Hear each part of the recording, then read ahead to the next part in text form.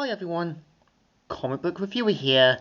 This time reviewing on issue 2 of Star Wars Jango Fett Open Seasons. Now, as you know, Jango Fett Open Seasons is meant to tell the story of Jango Fett as well as Montrose. And of course, we're now on issue 2. I had done issue 1 a couple years back, finally got issue 2, so let's get on with the story. It starts off how in Count Dooku's private fortress, we see how he talks with one of his droids that the torch has now been complete, and that the subject has now is more than willing to talk, and him saying, "You've broken me, Dooku. I give up." And we even see how he meets up with the man known as Silas, and of course, turns out he's known Jango Fett quite well, and even 20 years ago was also given his own squadron in that to help deal with a dangerous mission. And we see how Jester, Jango, and Montrose inform the Mandalorians about a sort of problem on Coda 6 with the Calder Defense Force, and of course they need to kind of deal with this problem personally and know that this could be easy credits. And we see Jester saying, "Montrose has your assignments. We're dividing into 3 units. Those of you with flight experience have been assigned to Vertigo Company. We're hitting them high."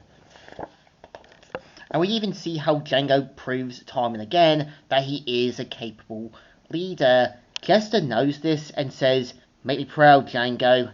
"Yes, sir, Jester." And right away, we see how Montrose is using this as an opportunity to think that he should be leader, and that obviously Jester views Jango more as a son.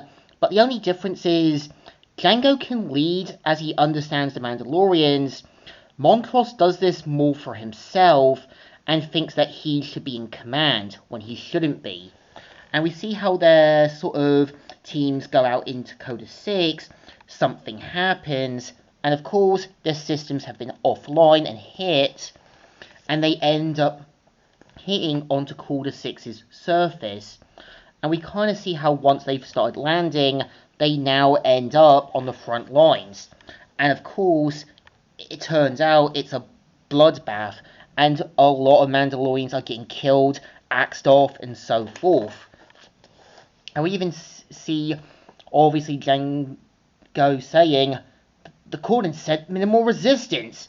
And turns out it's these gorilla-like aliens trying to go out for blood. And we even see how Jester is informed by Jango that they're getting cut down, and it's all basically doom and gloom, and have to kind of get into the trenches, knowing that this is a obvious easy tactic. But we kind of see how Jester obviously tries to kind of get all the groups to regroup, abort the mission, and leave quickly. But it becomes clear that Montrose is too blinded to see things from others' perspective, and is more about the front lines. And we even see how everyone is trying to stay alive. We even see Jester saying, "We made a mistake relying on second-hand recon. Montrose, we are aborting mission." "No, we never aborted a mission. Press forward. We can take them. Grenades!"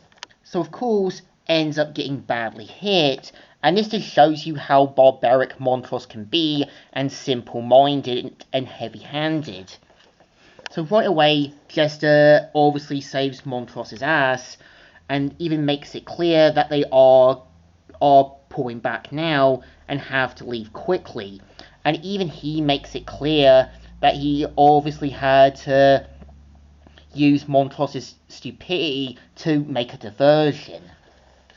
And we see how Jango and what's left of his team have to kind of get into the woods, but of course have to deal with the return of Death Watch.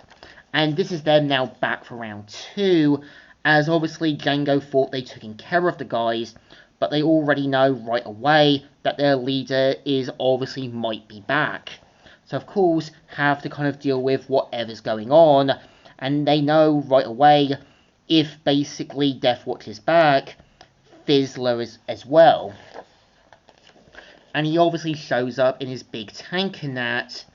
And this is both Jester and Montrose dealing with another thing from the past, saying, "If you survive, not lucky." So obviously Montrose leaves him, and even makes it clear that you stole the Mandalorians from me, I'm gonna make this personal. And we hear him saying, "I won't let you escape me this time. Montrose, airlift me now." And it also becomes clear that Montrose sees this as a golden opportunity to get rid of Jester.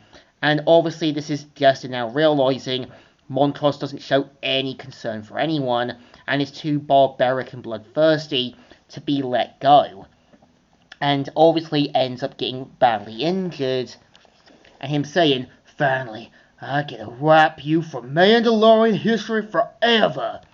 And of course, Jester ends up getting badly killed. Obviously, Jango tries to save him, to little to no avail.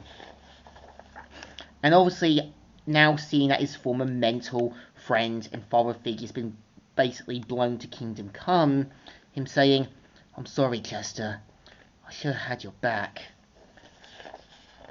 And obviously, we see how Montrose makes it clear that they have to leave now, but we see how Jango carries the body of his now dead mentor, and him making it clear to get Jester off the planet, and that they're going after Fizzler. And even this becomes clear that even the other Mandalorians see that Montrose is too bloodthirsty, simple-minded, and barbaric to basically be on the front lines, and tell him to leave. Obviously setting up the story for Star Wars Bounty Hunter, and obviously Jango Fett becoming the hero that the Mandalorians need. And obviously, after getting all the info they need, obviously Count Dooku obviously has the droids to shut down his heart, and obviously Silas saying, "Please don't tell Jango. I can't make any promises. Goodbye, Silas." And obviously setting up the events for issue 3. So, I think in my opinion, issue 2 is okay, but it's going with a simple story, something to continue after issue 1, and something that needs to be more average before getting to the next good part for issue 3. It's okay, not the best, but it still deserves thumbs in the middle. Kind of alright, but kind of okay. So, Comic Book Reviewer here, signing out.